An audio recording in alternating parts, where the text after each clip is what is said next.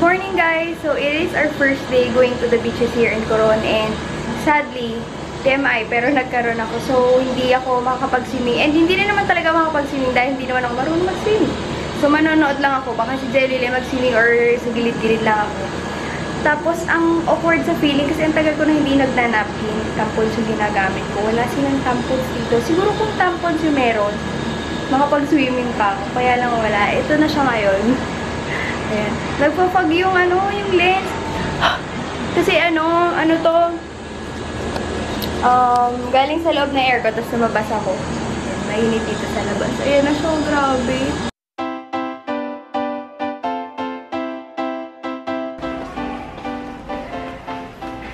Hindi po yung gets na din nila. Large.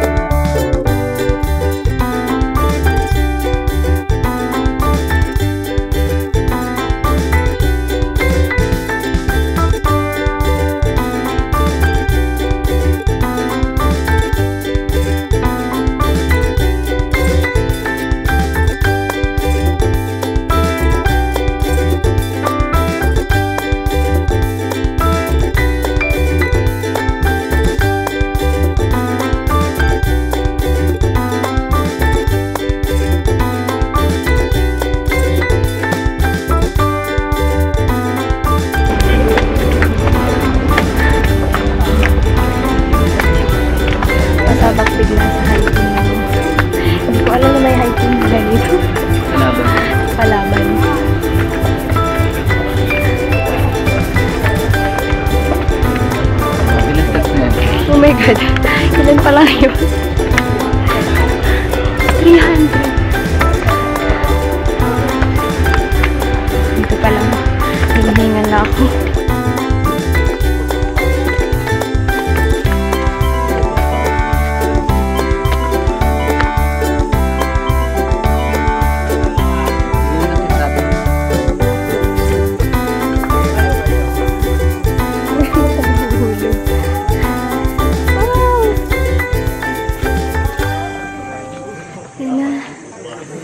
Taking. Pawis kami. Dahil pinawisan. Yung wala nakita ang pinawisan. Hindi po ako pinapawisan ngayon. Sa payat ko ito. Dito kami sa viewing deck. Jelly, baka mahulog ka. Tinatry niya. Nakakatakot. Now, pababa naman kami. After the viewing deck. Dandan, madulas ka. Oo. Wait lang. Medyo madulas yung mga bato. So, mahirap mag-vlog. Nakachinelas pa man din ako.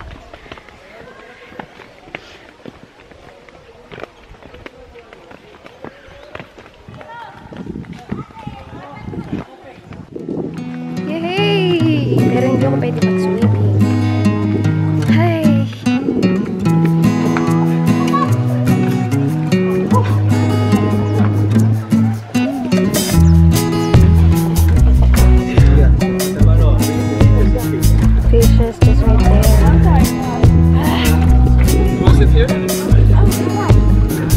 Dito na agad sila. Dito na ako sa gilid. Oh.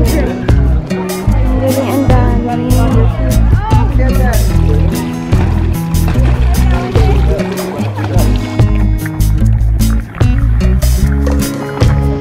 Yan, hindi ako makapag-swimming. Kakain na lang ako. Tayo guys.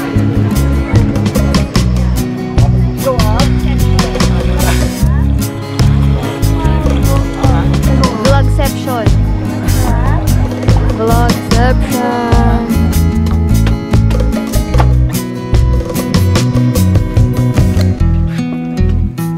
Okay, thank you.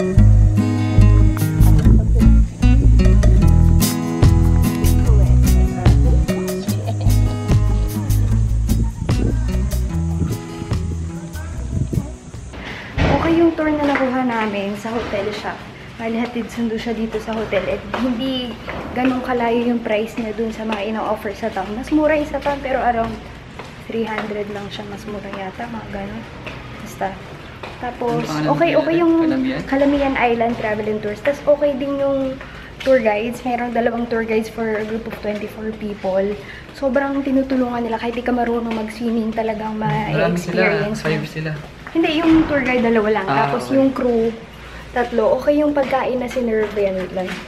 Nagbubukas na si Bella. Ayan. Hi guys! Kakatapos ko lang maligo. And napansin ko pagtanggal ko ng short ko, umitim agad ako. Hindi naman ako nag-swimming kasi sobra talaga. Grabe yung init.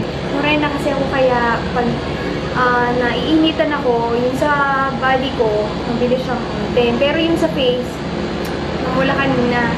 Napasabak pa kami sa hiking. So anyway, mag-makeup ako, pupunta kaming town. Precious Mineral and Inclusion. Ang cute niya. Ito yung nakuha ko doon sa Etude House event. Very delicious. I think this is the same package. Pero ayan siya. I don't know if it's going to focus. Ayan. Ang ganda yung tingnan kasi dewy siya and natural looking. Tapos hindi pa siya heavy sa feeling pag suot mo. May nag-hi sa akin na hindi ko alam kung viewer ko siya, pero hindi ko alam kung bakit niya ako kilala kung hindi ko siya viewer. Yung sister daw niya, tsaka yung cousin niya nanonood sa amin, tapos nag-picture kami. Hello, sorry, I forgot to ask for your name.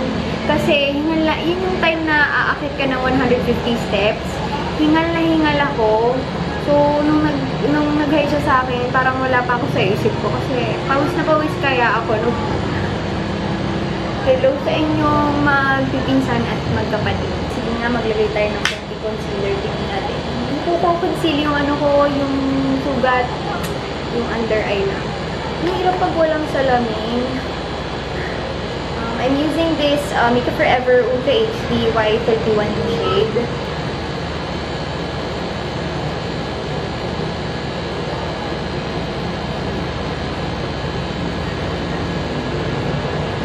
Ulit. Sana makahanap ako ng tampons. Kasi, pag naka-tampons, baka sakaling carry bells ko pang mapasa tubig. Alam nyo, 2 years na ata ako hindi nakakapagsuot ng napkin. I switched to tampons. And when I discovered it, let me tell you, sa una nakakatakot, pero pag nasanay ka na, sobrang gaan sa pakiramdam. Basta, ang aliwalas niya, hindi mo iisipin na mabilis kang magkakaroon ng state sa likod o matatagusan. Sorry kung TMI pero yun. Ang ginagamit kong variant, yung super gusto ko kasi maliit lang siya and mabilis i-insert. Latex. Ay, tama. Oo, latex nga yung ginagamit ko. Sabi ko sa inyo. Pag nag-switch kayo sa tampon, hindi na kayo babalik. Ayan. Ang gagamitin ko naman pang set is this L'Oreal Infallible Pro Matte, yung powder. Okay din tong powder na to, especially pag tag-init. Matte talaga siya. And maganda sa kanya, meron siyang mirror sa ilalim. Switch ko na lang. Alam ko yung ano, may bili na mascara. Yung Lash Sensation na nandito na sa Philippines. Nire-rate siya ng maraming beauty gurus abroad.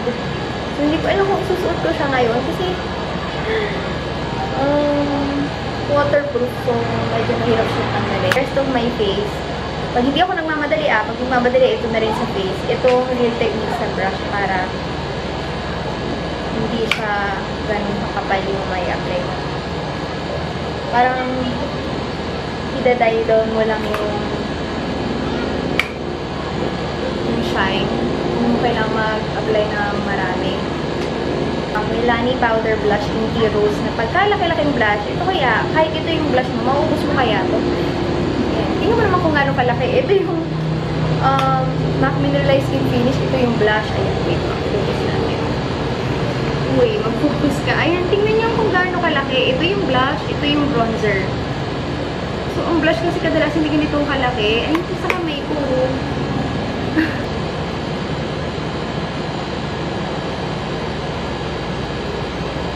Ako yung blush, kung sobrahan. Sobrang lambot itong brush na to. Ito yung lagay ng brush. Ang cute-cute ba?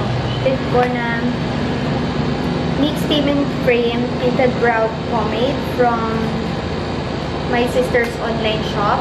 And then, wait lang, makita ko. Ayan siya. And you can really see that. And when you open it, yun siya. Brush that I use for this one is this Anastasia number 12 na brush. And then, on top of that, I put this Anastasia Brow Powder Duo. Pero isang powder lang yung, isang shade lang yung ginagamit ko rito. Wait lang. Focus ba? Ayan. Isang shade lang yung ginagamit ko rito. Sa tip lang ng tail, eto. Sa tip lang ng tail. Ganda naman dito. Ito naman kasi hindi mo alam. And naka-tricycle. Isa pa yung concern ko, naka-tricycle. Konting definition. So, ipapakita ko lang sa inyo yung lashes ko before putting on this Maybelline Lash Sensational. Ito yung sinend sa akin. Ganyan siya. Ay, mag-focus. Ganyan siya pagka wala pa siyang mascara. So, hindi siya ganun kita. Ganyan. Lalagay ko na yung mascara. Yung sa Erwin ko kasi yung favorite ko. Talagang nakataas talaga yung lashes. Waterproof yun. So, maybe that is why. And may fiber siya. Ito, hindi ko pa alam. This is my first time using this mascara. So, yun yung lashes ko nung in-apply ko ng second coat. First coat ko, sobrang nipis lang. And then yung second coat, same as with first coat, kung gaano ka-konti. Kasi ayoko maging mukhang clumpy, but yan siya. Ganun talaga siya. Ano may parang naka-fan out and nakataas. But it doesn't look clumpy. Wait lang. Parang mas defined lang and mas naka-fan out. Humabaran siyang tingnan. Kasi nga na black siya. Pero yan. Lagay ko lang din sa kabilang side. And let's see kung ganyan siya magsistay paglabas namin sa town. Alam ko nakikita nyo na maayos. Ito, closer. Yan yung itsura niya pagka nilagay mo ng Maybelline Lash Sensational. Ang napansin ko sa kanya, compared to other mascaras na waterproof, manipis yung consistency niya, and hindi siya mabigat sa lashes. Kadalasan din ng mga waterproof, may pagka mabigat sa lashes. Para sa akin sa feeling ko. And hindi siya clumpy. Ito, 2 coats yan na nilagay ko. Pero each coat, manipis lang yun. Ayoko nung masyadong maraming nilalagay. And ganyan siya. Pati pala dito sa baba, nilagyan ko na rin lagpas-lagpas nga. Pero ayan.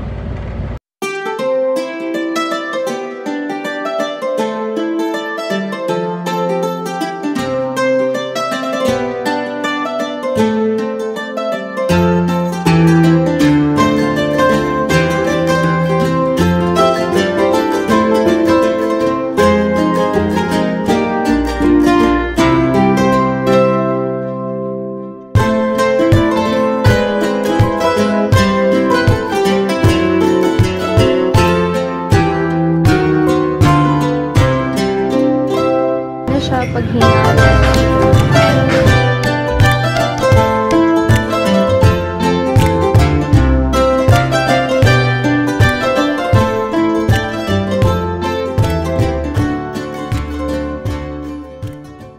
Grabe, kaya kami natagalan. Gusto naming lumipat sa hotel dun sa may town. Kasi ito, mga 10 minutes ka sa trike, papuntang Coron. Okay din naman, kaya lang kasi 60 pesos din, diba? 60 pesos din, papunta doon and pabalik. Kasi 30 pesos isa. Eh, di mo na Tapos- 20 agad yun. Oo, yun, ganon. Isang trip lang yun. Eh, syempre, pagkakain kami. Tapos may nakita kami, mas mura pa siya ng Dihamak. Tapos nandun siya. Mas maliit nga lang yung hotel, pero mukha siya maayos. Kaya bukas, lipat kami doon. Tapos, naghanap kami ng tampon. Ay, nako, ang hirap maghanap talaga, sobra.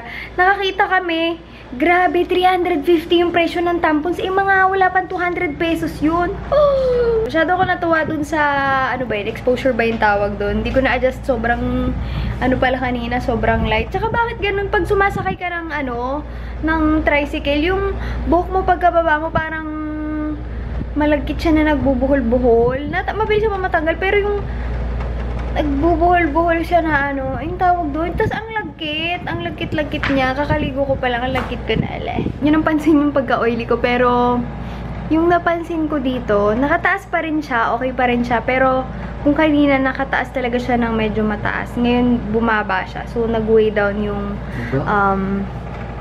sa lashes. Sorry, sobrang oily, pero yan yung tingin ko dun sa Maybelline Lash Sensational.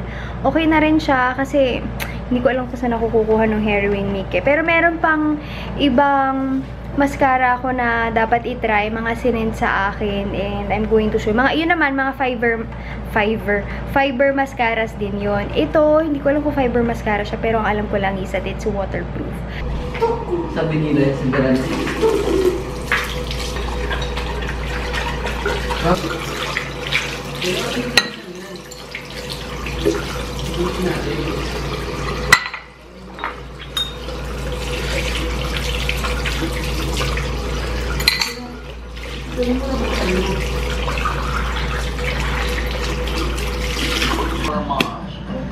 We're branching out. There's a medical facility in Atlanta, Georgia that needs Eastern Diamondback venom. I'm desperate for new clients, and I told him that we can get it. Yeah, you guys, unknown area, smell it. Swiss Miss lang. In my opinion, the Eastern Diamondback on Earth with a long strike range. You get too close, you get killed.